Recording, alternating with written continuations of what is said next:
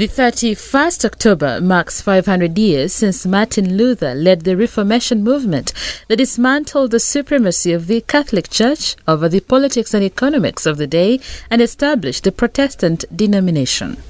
On this day, the famous German professor of theology, priest and monk named 95 theses on the entrance of the castle church in Wittenberg, Germany. This marked the beginning of the Reformation.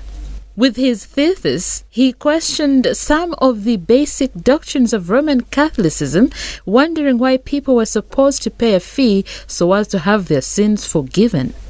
He also questioned the role of the church as the sole intermediary between the worshipper and God.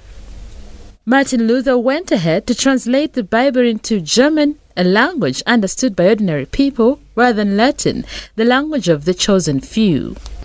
Tonight we are recalling Martin Luther's Reformation for a political reason, to commemorate one of the major early acts of courage and emancipation in what was about to become modern Europe.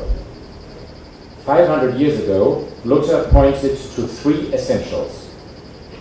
First, he meant freedom for the people when he denounced the oppressive decadence of the Roman Church of his day.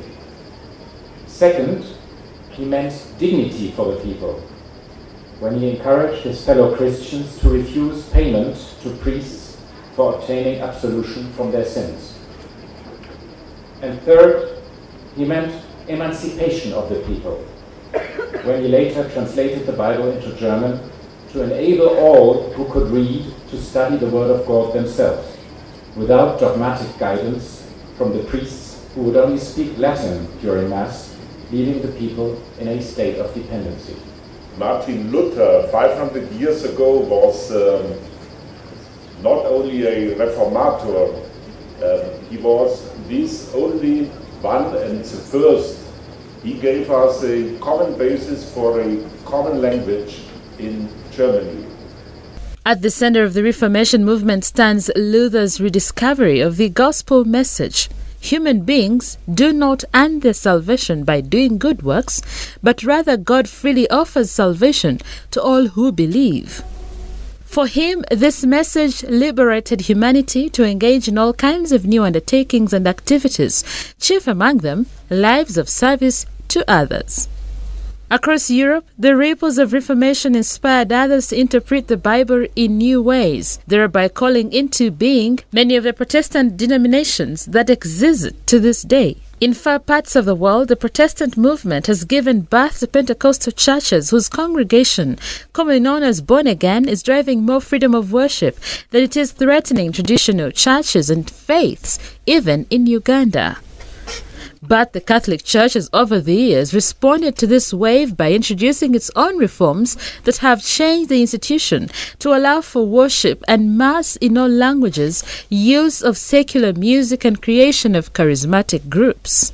While the Protestant Reformation began in Germany in 2010, nearly 9 in 10, 87% of the world's Protestants lived outside Europe, particularly in countries that make up the global south, that is, developing nations mostly in the southern hemisphere. For example, Nigeria has more Protestants than Germany. Away from religion, although Martin Luther may not have been the initiator of the outcry during his time, the Reformation movement triggered a series of developments and discoveries which paved way for the transition from the Middle Ages to modern times. Martin Luther, 500 years ago, was a very modern man indeed. To this day, there is quite a lot to borrow from Martin Luther as the world craves to over recurrent and emerging challenges like climate change effects.